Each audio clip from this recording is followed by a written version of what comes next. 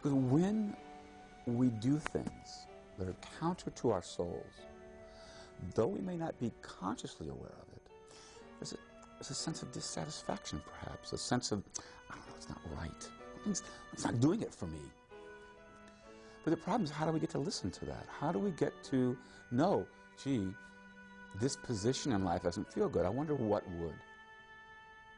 Well, certainly, there's information that meditation, relaxation, spending time with certain kinds of music, books by great people who have explored these topics, that when we read them and allow ourselves to let come up what we need to have come up, then we can begin to hear. Sometimes talking to a very close friend or love, where we can allow that intimacy to come into being, will allow us to hear what's going on inside of ourselves. It's way better for all concerned to have people of all ages living together, interacting, so that they learn from each other and enjoy each other and create life and beauty with each other. I think love equates with light, and light equates with health. And for me, oh my goodness, that time of snuggling with my lover and the time with sharing all the intimate parts of ideas and parts of myself, it's really high quality time, and it's really renewal time. The relationships are the key to how people age. Older people go through the most wrenching changes in their lives, whether it's the loss of a spouse, whether it's the loss of a level of living, whether it's a question of health changes. I see people my age, and they don't have any deep personal relationships. It's all it's social and superficial. And part of that is because we lose our friends as we go along. A lot of times, as people grow older, they naturally lose friends, family. But you just have to make the effort to go out and make more friends. Don't sit home alone. Get out, see people, do things. It's awful to be lonely. The biggest thing for me is diversity. I think nothing gets you in a rut faster than knowing only a certain kind of people or only going certain kinds of places. It's deadly. So I belong to organizations with a broad spectrum of ages and backgrounds. Connect with your community. Remember, we're all connected. What happens to that person next door is going to affect you. And the safer and the more connected and warm that you feel, that's enlivening.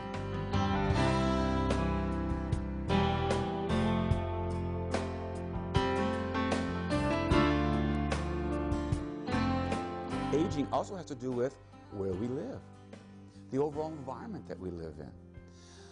How involved do we feel in that environment? How capable do we feel that we can make a change for ourselves in that environment?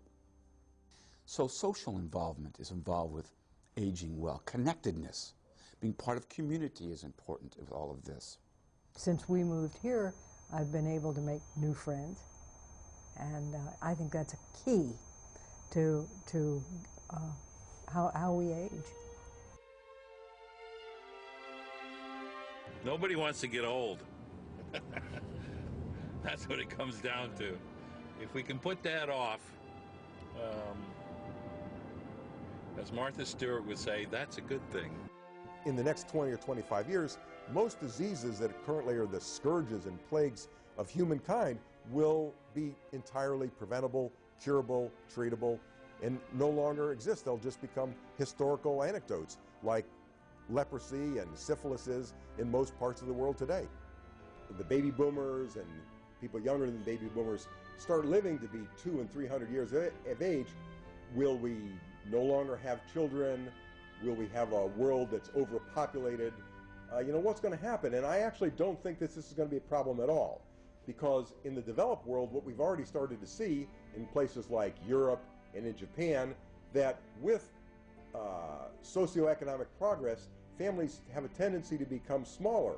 Also, with the benefits of nanotechnology, we're going to be able to feed everyone on Earth very, very affordably. We're going to be able to clothe people very inexpensively. So I think that overpopulation actually will not become a problem. There is so much research and so many new things being developed that you'd almost be crazy not to look into things that could improve or extend your life. High-tech biomedicine is constantly progressing. I mean, in our lifetime, I'm certain we'll have developments that we can't even conceive of now in terms of gene therapy and stem cell type of therapies, which will certainly have a dramatic impact. Cloning, the cloning of organs so that we have new hearts available to us, so we have new lungs, new livers, new eyes, new bladders. Whatever parts go bad, we can reproduce for ourselves so that we have new organs to use in the future. The organ transplants are getting better and more effective and lasting longer. But I definitely, if I could look at whatever I could look at that would continue a quality of life that I want, I do. And I'm certainly not interested in any of this sort of cryogenic approaches of where you freeze your brain so that you can be thawed out and come back like Rip Van Winkle at some later point in time. That's seems to me is bending science to suit yourself. Designer drugs, modification genes, these are all parts of the biotechnology revolution, and Bridge 3 is the nanotechnology revolution. Nanotechnology is the ability to actually build atoms and molecules one at a time so that we can repair essentially any damage that occurs to us. The killer app of Bridge 3 is what's called the nanobot. And the nanobot is a robot, a submarine, if you will, that circulates through the bloodstream and is programmed to do whatever we wish it to do. For instance, one type of nanobot is called a respirocyte. And a respirocyte is a synthetic red blood cell. And red blood cells, we know, have the main objective of delivering oxygen to the tissues. So it would be possible for someone to just take an ounce of respirocytes and then engage in a race, run for 30 minutes before they needed to take another breath. We would be able to go scuba diving.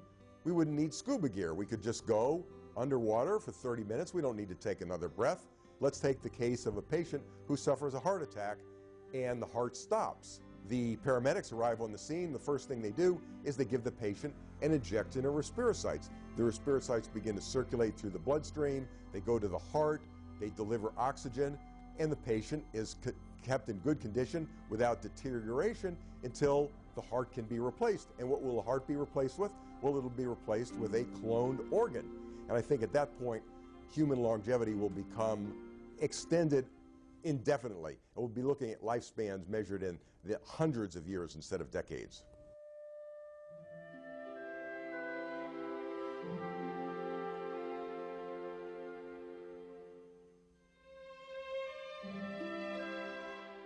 The aging process involves a lot more than just the physical body.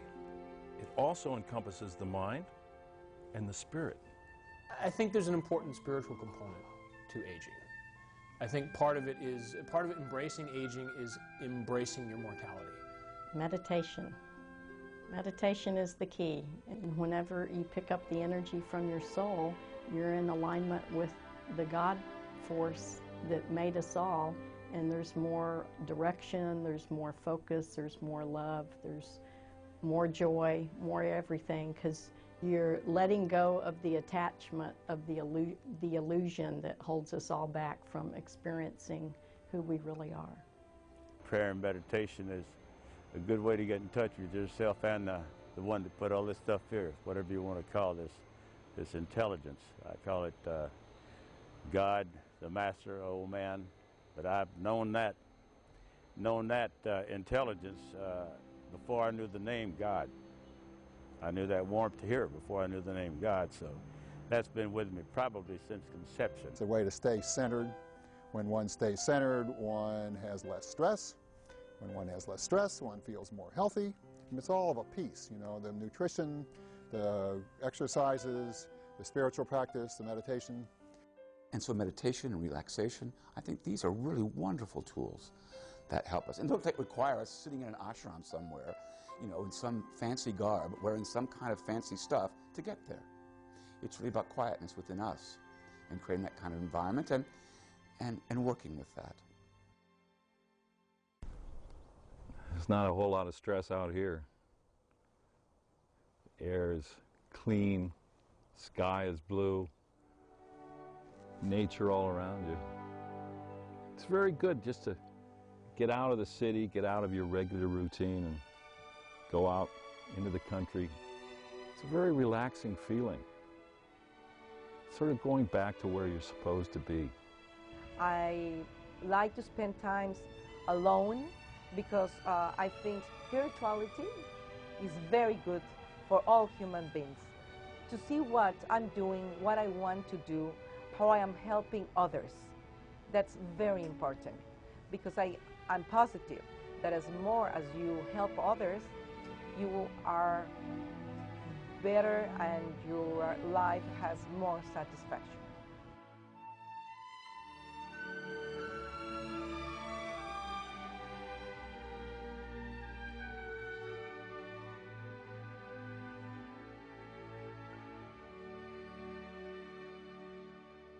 I look around all of nature and I see the trees, the rivers, the mountains, the valley, the whole of nature, all of nature, vegetable, animal, mineral. And I see God. And that's my way of going to church. And it's like some people take time to pray, but I do it all the time. When I see a beautiful sky or anything beauty in nature, I know that that was put here by the Master. I'm very spiritual, but not religious, you know, so they can fight that war. But no, to me, God just hits me, and I cry tears of joy, man. I get hit with this feeling, it just comes over me, all my whole body, right down to my feet, and bam, I can feel it in here, I can feel it all over. It's a glowing feeling, you know, and that happens a lot. The more you ask for it, the more it happens, and it does a lot of good for you.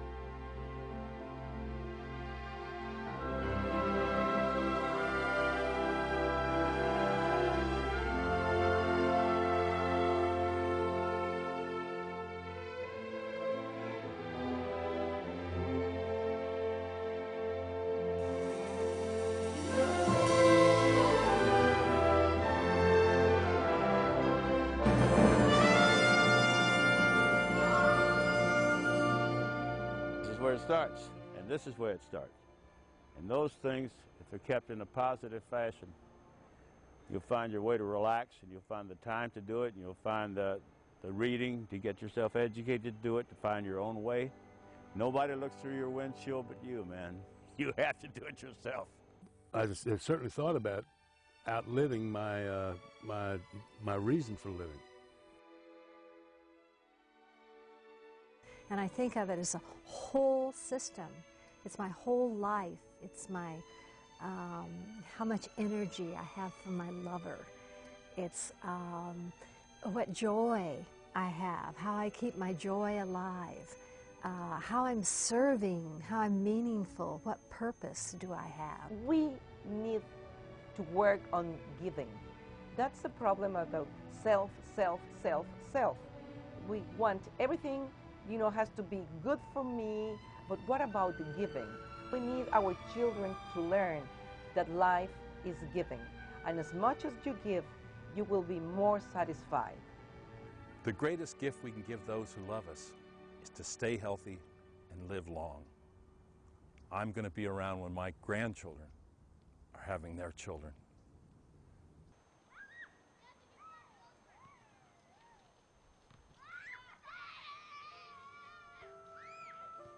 as we have a population of wise elders that is joining society, we will advance spiritually, we'll advance socially, we'll advance intellectually on so many levels, so that when we have a society that's filled with young people, middle-aged people, and healthy, youthful elders, that we'll have an amalgamation, a transformation of society into really a wonderful world of the future. This world is meant to be one. So remember, living long and being really selfish, you know, doesn't do a lot for you or the world. But if you open your heart and give to the world, then you make it a better place to live, and everybody profits. Think strong, think positive, and act the same way. Keep in touch with your body and your mind and your emotions and your feelings and all that stuff any way you can.